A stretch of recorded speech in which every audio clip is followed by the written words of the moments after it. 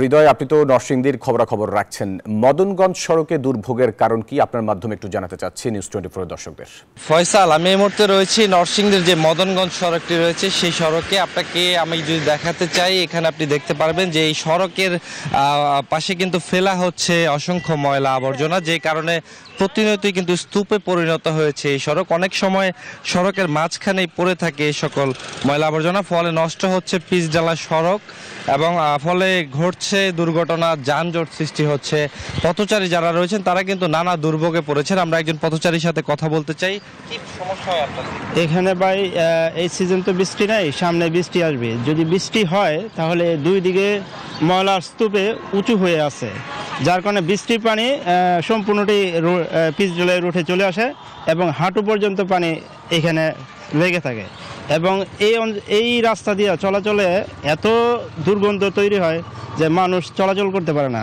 মূলত এই রাস্তাটি হচ্ছে নরসিংদী এবং মাধবদীর জন্য সহজ যাতায়াতের একটা ব্যবস্থা।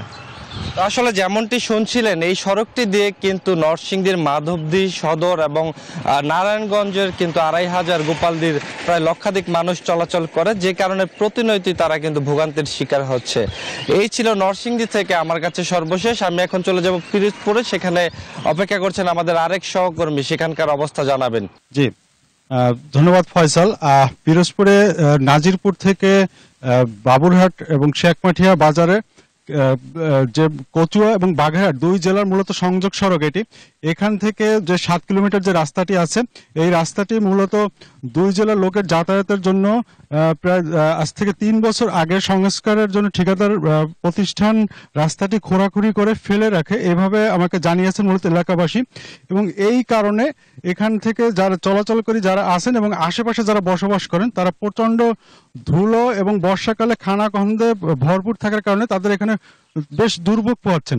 তো তারা আসলে এখানে আমাকে জানিয়েছেন এভাবে যে এই রাস্তাটি মূলত এর আগে যা ছিল, এখন খোঁড়াখুড়ি করার পরে এর অবস্থাটা আরো বেশি খারাপ হয়েছে।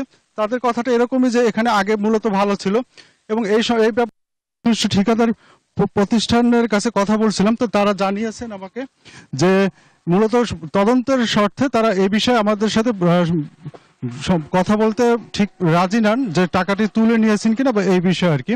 তো ফিরছি স্টুডিওতে। এই ছিল আমার কাছে সর্বশেষ। ফয়সাল।